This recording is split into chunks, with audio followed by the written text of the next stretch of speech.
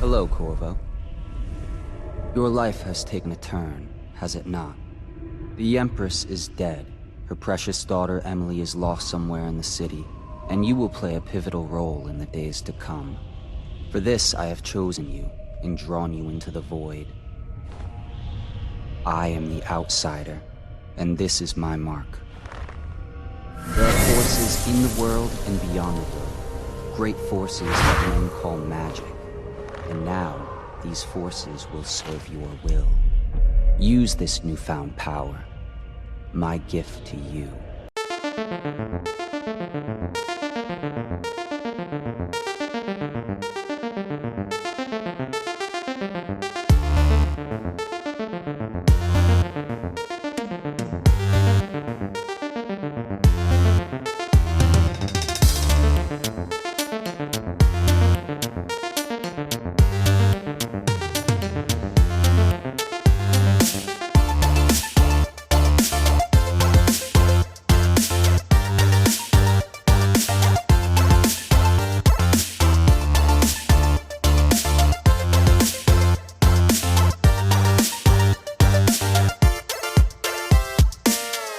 Hello, everyone, and welcome back to the Furidashi podcast. I am Nicholas, and I'm here with... Lauren. Hello, everyone. Lauren is here, too, as always, because we do this together, because that's why you guys come. You come to listen to us both be weirdos. Yes. Speaking of us being weirdos, this is the worst segue in the history of segues. Speaking of us being weirdos, I just wanted to let everyone know that we have added a new Patreon tier. We still have the old Patreon tier where you can pay $5 a month to get, the bonus episodes every other week. However, we also have an additional Patreon tier now called Furidashi Classroom. We might change it in the future, but I had to have something when I set it up, so that's what I decided to call it. Anyway, so that tier it's a lot of things. So one, you will get all of the lower tier benefits as well. So you will also get the additional episodes every other week. But in addition to that, we also have another series of episodes that are more designed like a course. And so the first course or series of lessons that we're going to be doing are primarily me on character and identity.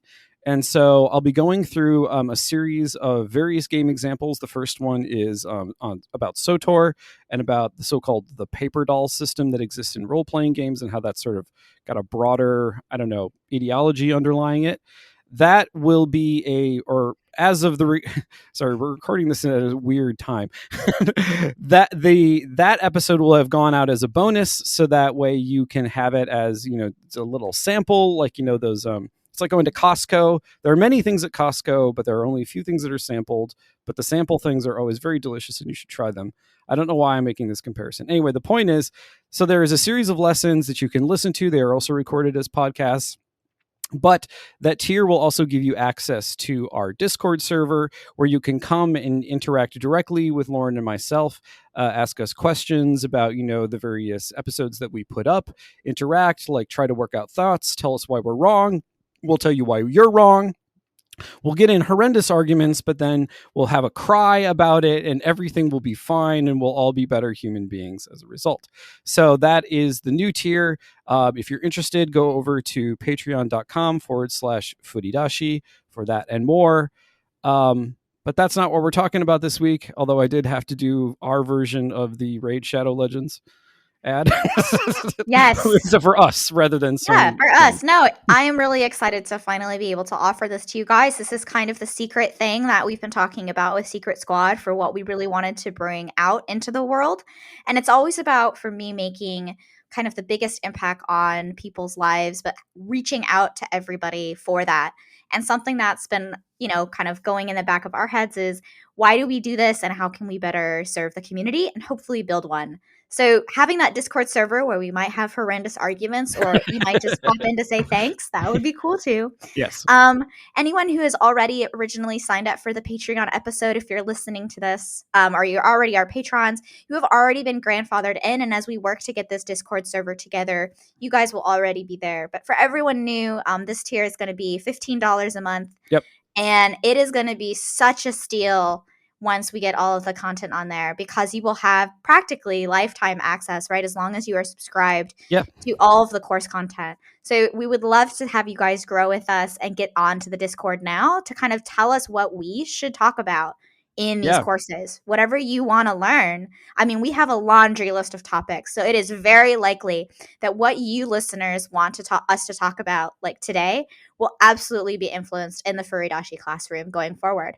But if you want to wait, like a couple months, you'll have dozens more episodes to access. So it is going to be fantastic. Yeah.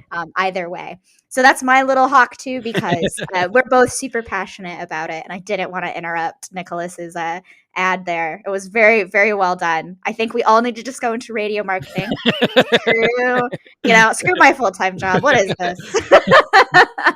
I'm kidding. I love my job. Don't fire me. Well, plus both your and my full-time jobs actually pay much better than radio marketing do. So thank God we have those.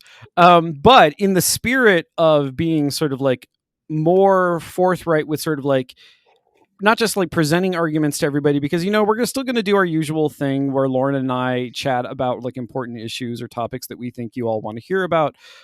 We also want to do more with sort of like interacting with the sorts of things that people are already producing. And the reason why I bring this up is because I recently watched a video essay on YouTube so the way I was explaining this to Lauryn earlier is that if this had been submitted to me in a class that I was teaching, I would give this person an A, but then I would also tell them exactly why I think they're wrong. So it's an interesting sort of thing to exist in the world, because arguments don't necessarily need to be like 100% correct or valid in order to sort of like spark. I mean, there are things that you can do that sort of like that when you engage with it, that sort of like spark further thoughts and that move you closer to a perfection of your own ideas. And I really like this video essay because even though I fundamentally disagree with the argument being made, it did actually get me to think more consistently and more precisely about the sorts of things that I already in fact believe and articulate them better. And that is why it is actually a good essay, despite the fact that I don't actually think the premise is correct. So, and I will link to it obviously in the show description. So it's making an argument about the game Dishonored. And I strongly suggest you watch the entire video. It's pretty long. It's about 47 minutes. So, long YouTube video essays. But if you don't watch it, Nicholas is going to at least give a little bit of a recap here, so we're all kind of on the same page for what the general argument is. Yeah. That the video makes, and an argument is like a thesis statement back from like the high school and college writing that you guys had to do or are currently doing, right? It doesn't need to be true.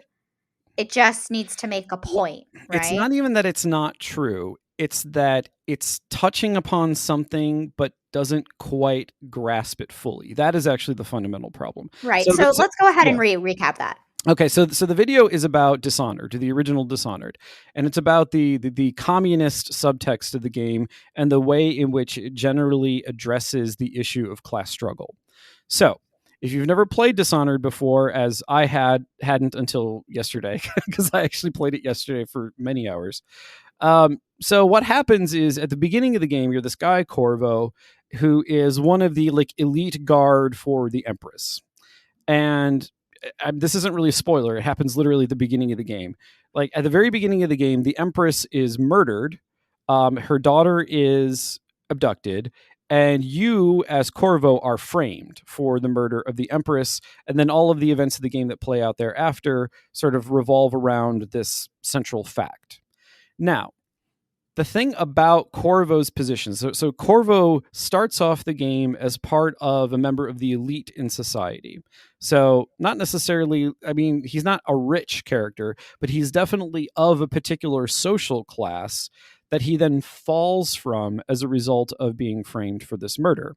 And so then the plot of the game is very much focused on, well, one, whether or not you decide to climb back into that class, because you can, but you can also choose not to climb back into that class.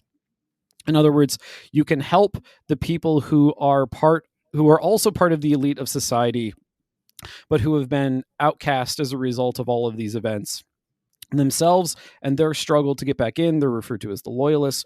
Or you can actually choose not to go along with them, and you can do things that sort of like subvert their activities, because you do actually find out some information about all the individuals involved in this sort of upper stratum of society that probably would make you not want to participate in what they're trying to do. And so also there are moments in the game when you see things from the perspective of like the so-called villains, or who seem to be the villains initially. And so you have to make a fundamental choice about what your social position is going to be. And so this person, Dead Domain on YouTube, thank you for your excellent video, by the way, makes the argument that this is sort of there's a subtext there about how people address class, and like, in other words, how you as an individual understand yourself in regards to your social class, and how you determine or how you make decisions about what you're going to do with your life as a result. Yeah. And the reason why I really liked I was about to say reading this video. Wow, that's great. The reason why I really liked watching this video, and I did actually have subtitles on, so I tended actually to read it because I could read quicker than the video could make the arguments auditorially for me. Yeah. And so I actually did read the video, but that's a funny turn of phrase. Sorry. So slight tangent. All of this to say is that I'm really excited to kind of look at this, because especially as we talk about character and identity, I always call it the avatar problem, right? Is that you are Corvo, but who you are as the player, you are bringing a fundamental set of beliefs and ideas to the game state and the game world, right? Yeah. In order to compare with. And the game has to also very conclusively immerse you in a world that has an idea of morality, an idea of choice. Yeah. And I'm really excited that Nicholas is starting to play Dishonored, because this might be our new Bioshock. It is an amazing, right, first person possibly game. Although there are some interesting relationships to Bioshock. And there are some interesting relationships here. And I think what's really fascinating for me is that this is also kind of an episode where we get to kind of go into that theory and academia side of game design that you don't normally see, but that game developers actually do use on a practical basis, that is kind of going into the morality mechanics, right, in the structure of Dishonored itself. That this isn't just a political economy problem or a societal narrative wrapper for the game. We're not talking just about narrative here. We're actually fundamentally talking about the choices and the actions that you as the player get to decide, right, within the social structure of this game. So this is just incredibly fascinating for me. Yeah, so the fundamental, so what this video got me thinking about was this problem of, it's very easy to represent politics in narrative. And I think that actually, I think that is the aspect of the argument being made in this video that is 100% correct.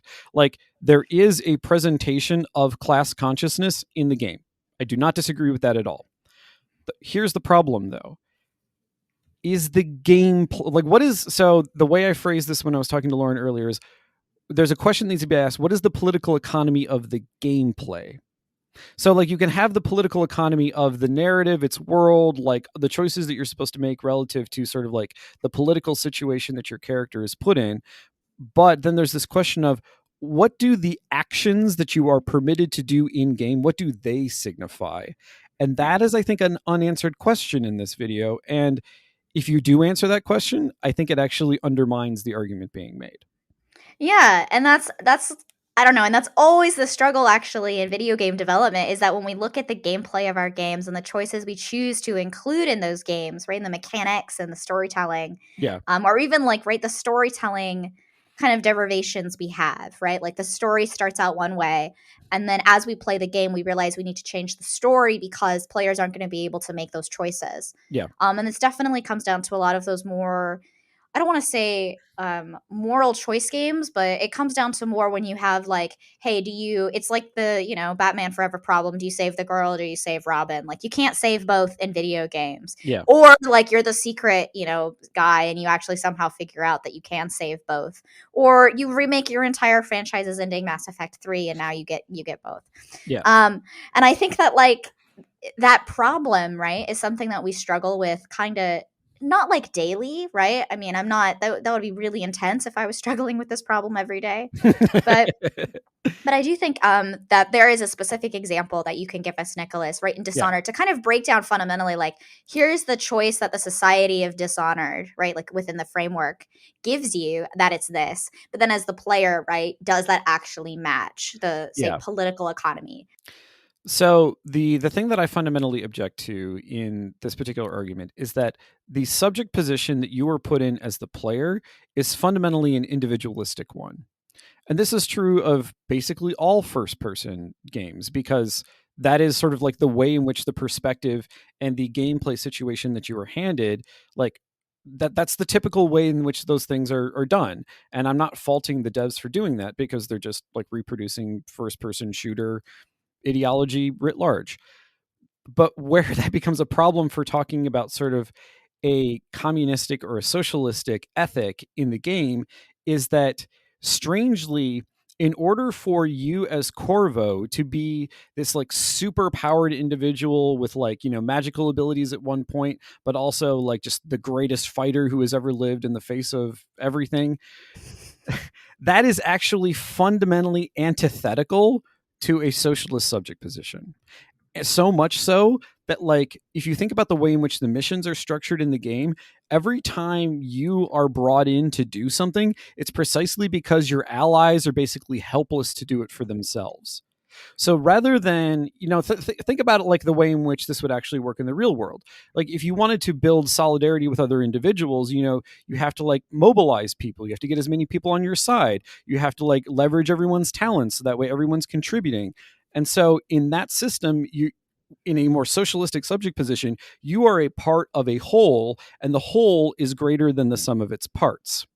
Whereas in the case of what Corvo is doing, and this is, and again, this is not specific to Dishonored, this is a problem of first person games in general, to empower you as the player, as the individual person playing the game, strangely, your allies and those who could help you in game have to be disempowered. They don't need you, unless they don't need you in the way that a first person game would need the player if they were themselves as equally capable as you, the player. And so there's this weird problem where, especially in a game that doesn't have like a fundamental like multiplayer base, it, you know, it is a single player campaign. In order to construct a world in which that makes sense for the individual player, all of your ally, and you see this in Fallout, you see it in any game that is like this, where people are like, hey, join our team, but in joining our team, you are going to do all the work for us. That is actually fundamentally antithetical to communism, to socialism, whatever, however you want it. Like, I'm not going to get into all the various like kinds of socialism, because that's, no, not doing it. But the point is that if you look at games that have actually tried to sort of like make the gameplay look like this, a game like Tonight We Riot, which I also think is a bit of a failure when it comes to trying to represent this, but in Tonight We Riot, it actually has to de-emphasize the individual participation, and you sort of like, your persona that you take on is the mob, is sort of like the gang of people moving through the world. And that is a problem that I think some people have actually thought about at the gameplay level. But when it comes to especially a mass market game like Dishonored, like the ideology of the first person shooter just gets inserted. And then it has a narrative. This is actually, I think, an instance where the narrative wrapper term makes sense, because the narrative wrapper of sort of a kind of like, you are part of a lower class and you have to make decisions about like what it means to be part of a lower class, like that gets overlaid on top of what is fundamentally about sort of the like exceptional individual that is characteristic of, you know, bourgeois liberalism. Yeah, and I think what's really interesting to note about, Arcane's Dishonored is that it really took a lot of inspiration from Thief. Yeah. Well, and also And Arx Fatalis, which is another Arcane yeah, game. Yeah. no, and it took a lot of inspiration from like these kind of games that already had you as like an underdog of society, I guess I Yep. should say. Yeah. Because like the most apolitical way possible. Just because there was a lot of politics there, and I do want to give our listeners a little bit of a breather here. Yeah. In that, like, in the most apolitical way possible, like, you have this underdog, right? And who doesn't love a good underdog story where you're coming out from, like, a position of where you may have had power, you're disgraced, and you want to get the power back, but you also want to get the power of the position you had, not just in terms of like really cool teleportation abilities, right? Or being able to blink or, shoot people with laser beams. Like, you want the position of power you had in society. And Yeah. I think this is a fundamentally human problem, right? Is that you always are a single player in your world, right? Now, there's always an individual. And Nicholas isn't saying that in order to make a more socialist like game, we have to no longer have an individual, No, right? not at all. That's not what he's saying at all. What he's saying is that the individual's power progression and the individual's place in the society as wrapped within this narrative and within the gameplay is that you are the savior. Yeah. Not Exactly. only are you the savior of Emily, right, which is the girl, her daughter that you have to save, Yeah. you are the savior of the people that you are surrounded by Yeah. because you are the only one capable of saving them. Only you, right, can change the fate of this world. And that's a very powerful position to be in. And it's a very like exciting position to be in from a narrative standpoint, Yeah. right? The outsider, right, is a trope used all throughout video game development. I think we actually did an episode maybe last year on the outsider. Yeah. But where the outsider can come in and can look at things. Interestingly, we use the outsider to look at things objectively, right? Giant scare quotes around the word objectively there. And yeah, because as game developers, the outsider as narrative designers, the outsider can go into a world and question things that people take as facts. The Yes. perfect example of the outsider that everyone knows and loves is Harry Potter. And I say knows and loves also in scare quotes. Because Harry, right? Yeah. If Harry had just been raised in the safety of the wizarding world, he would have just been like, I'm a great person. His best friend would have been Draco. They both would have been in Slytherin, and then Voldemort would have come back. Well, Done. plus In he his would have been story. rich. Like, he is rich in that story. And he would have been rich. I mean, he is very rich, right? Yeah. And he did not grow up like he would not have grown up impoverished, or even if he would have been resentful, right? Because he's like, well, this is really my money. Instead of being grateful.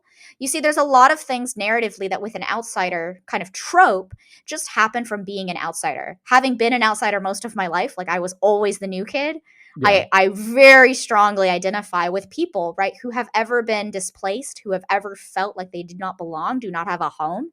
So what I find fascinating about Dishonored, right, this human problem, is that it tries to say that there is a way for you to be a socialistly liberal society, right? Like, or as a person, I'm sorry, but you contribute to society in such a huge way, right? That like, does the world fundamentally create like a community around Corvo, right? And like, I don't think the game does that in a way. No, not really. Because then you would have like there would be different gameplay mechanics for that.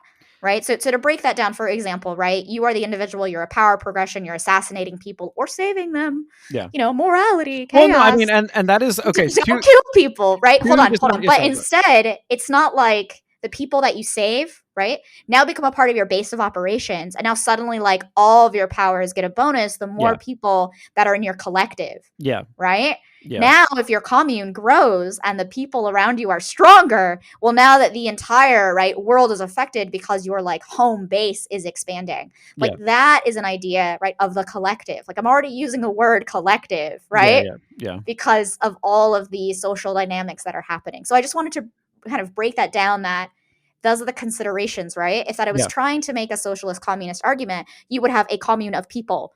Yeah, I mean, so actually, I mean, you in many ways sort of like not really solved, but sort of came up with a way to approach the problem in a single player campaign setting. Now, I think there are multiplayer solutions to this that are more obvious, but in a single player campaign, you could you start off as the nobody with nothing, but then you go, you rescue, say, the woman who's a crack engineer, and then having her as an engineer means that she can then build things for you that make you more powerful, and then you can bring stuff back to her, and then maybe she goes out and you can send her out on missions. She recruits other individuals, and like that then reflects how all of that works. Like that is literally how, if you're into like collective political action, that's actually how you have to do things. Like you recruit people and they recruit people, and then together you work on things. Like that's how it actually works. And that is why BioWare is the best socialist studio in game development. But there is also a multiplayer solution Not to make BioWare political. yeah. All of the mechanics you just said were in basically every BioWare game. Yeah, because that's basically Dragon Age. Like that's Dragon Age Origins right there. Like, I just bleh. Yeah, but it was also in the original Knights of the Old Star Wars. The Old Republic actually had a huge mechanic about how your companions would do that. Yeah. So anyway, that type of ideology, right, of your of the mechanics and of the worlds that you were creating, right, are within the ideology of mechanically and functionally doing that, right? It is not just a narrative wrapper. Or a narrative overlay. I think narrative overlay is the better term because it doesn't wrap content and package it nicely for people like a book cover would. Does that make sense? Like this isn't like Fabio with a dragon and like the blonde-haired blue-eyed witch or whatever. Yeah, it's like wrapper is the common term. Yeah, wrapper is the common term, but I think we need to change that to overlay because truly Dishonored is it does have a lot of great moments of narrative and gameplay meeting. Maybe there are a couple of them we can like show as well, or we can like continue on the topic. Actually, yes, there is a couple. See, the problem with a game like Dishonored and using Dishonored as an example for this, as opposed to say like any BioWare game, is that it has moments that reflect this, and actually several of those moments are discussed in the very excellent video essay that I will link you all to.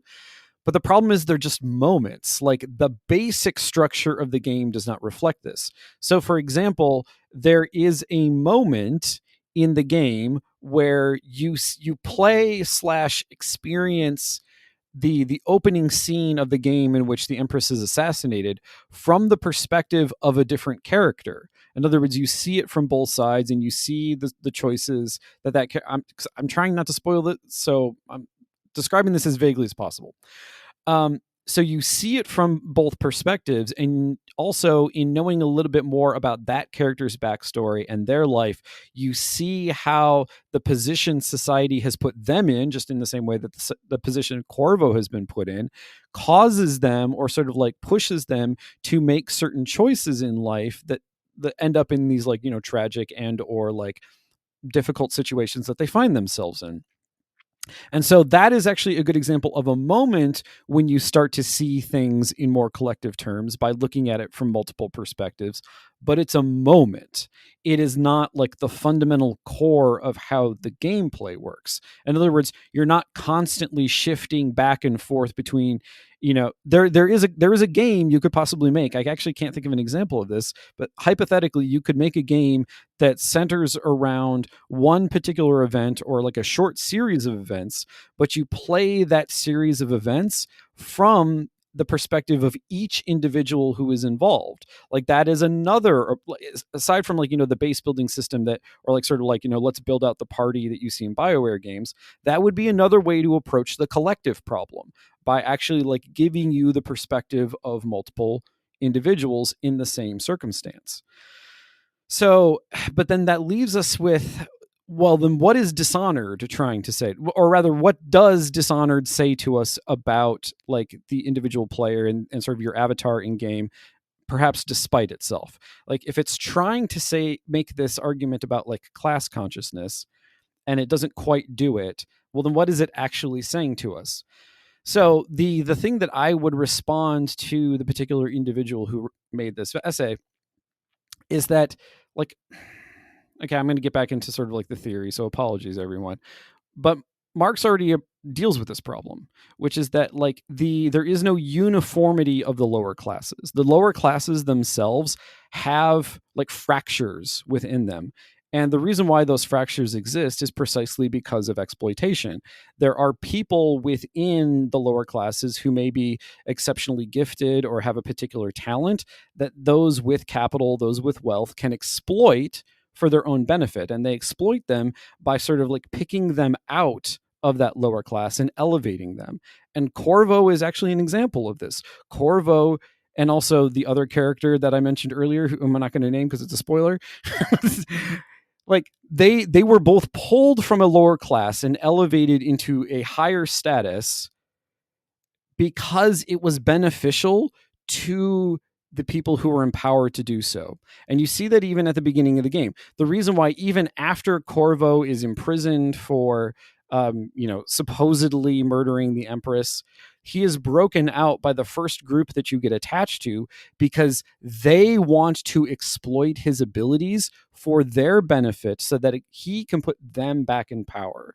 There is a technical term for this that's called the lumpen proletariat. You can read all about it if you want. But the point is that there are individuals within even the underclass of society that those who are in positions of power try to pull out. And that is the subject position that Corvo is in. And that also meshes much better with the gameplay mechanics that you are offered. Because Corvo has these arcane abilities. He is an exceptional fighter. He is the exceptional individual that then other people can use for their benefit. And then you as Corvo, what you have to try and do is figure out how you're being used and then make a decision about which group of people who are sort of struggling with each other in the society you want to attach yourself to based upon your own understanding. That's actually what makes it a really interesting game, is that it does have that awareness of class struggle, but it's not in fact approaching it from, say, the perspective that, say, like, classic, like, socialist theory does. I think what's really great about Dishonored is that it is self-aware, and you see this a lot in these types of AAA quality games made by larger teams, is that when you have political ideology, not just of your entire game design collective, Yeah. right, of your entire team, Yeah. you also have, right, the political ideologies of the audience members, right, your players, that you're also struggling for. Yep. So I think that's something to consider when you are doing these types of critiques about video games, especially when you're trying to tie it to a political theory.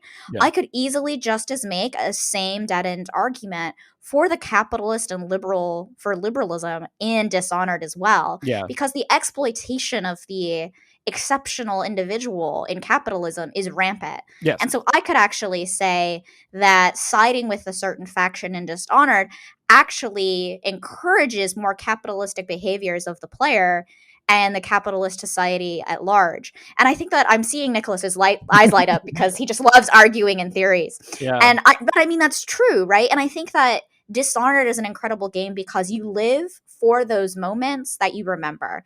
Yes. When you as a player were doing what was in your self-interest. And the game either went, hey, don't steal my apple. That's mine. Why would you do that? And you're like, I'll just put this back here because you're Link. You're not going to get in trouble for stealing an apple, right? The game put it there and told you could take it, and it didn't even have the word steal on it because things in Dishonored don't have that, right? Yeah. Because it is self-aware, right, of the class dynamics, but it's not truly making an argument for or against any of those. It just allows the player to kind of experiment within it and to see what happens, right? So along those lines, I actually have a funny anecdote. So when I was playing yesterday, so preface to this, I have a nervous condition where, like, periodically my muscles twitch. It's degenerate. It's fine. I'm okay. But the point is that it does mean that periodically I have these little tics, and oftentimes I have tics in my hands. So sometimes I like accidentally click when I don't want to click because, my hands twitch. So there was a moment in the game when I was just listening to dialogue with one of like the minor characters in the Loyalist faction, and my hand twitched, and I accidentally killed them. and the game immediate game over. It's like, you have it, like, literally, the screen pops up as like, you have upset the Loyalist plans, game over. Would you like to start over from your most recent save? And I was like, holy shit. So it was a really funny sort of example of like how consequence works. I mean, even though I didn't intend to do it, but let's assume that like I had intended to do it. Like I was just being like a douchebag, like, oh, I want to see if I can kill Cecilia. And you can, in fact, kill Cecilia. I was like, oh crap. And so it was a really interesting moment in the game where it reminds you, it's like, we the developers know you. We see what kind of player you could possibly be, and we're going to put little things like in this game to remind you. It's like, yes, we understand that you're a bit of a psychopath when you play these games. Maybe you shouldn't be. and honestly, I think to end on that note, I truly do really appreciate the Arcane team Dishonored. If you play Dishonored 2, there's also like the same sort of moments And I think for me, the critique I have of Dishonored 2 is that it doesn't do anything else unique to its narrative overlay to try to make a political statement one way or the other. But you'll actually note that it is making kind of different political statements in Deathloop, which actually takes place in the same universe as Dishonored, despite being like a different genre of game. And I think that's also incredibly fascinating, which is another reason why we should use the term narrative overlay going forward, Yes, because definitely. Yeah. it is definitely an overlay on the existing mechanics. And so with that, I wanted to once again thank you guys for listening to another episode of the Furudashi podcast. Don't forget about our new Furudashi Classroom tier, where not only are you going to get access to us talking about these things, but you're going to get access to the ability to figure out how you can also approach the same type of thoughts we use as a professional game developer, as a professional academic, into the real world on your own projects. So we hope to see you there, and until next time.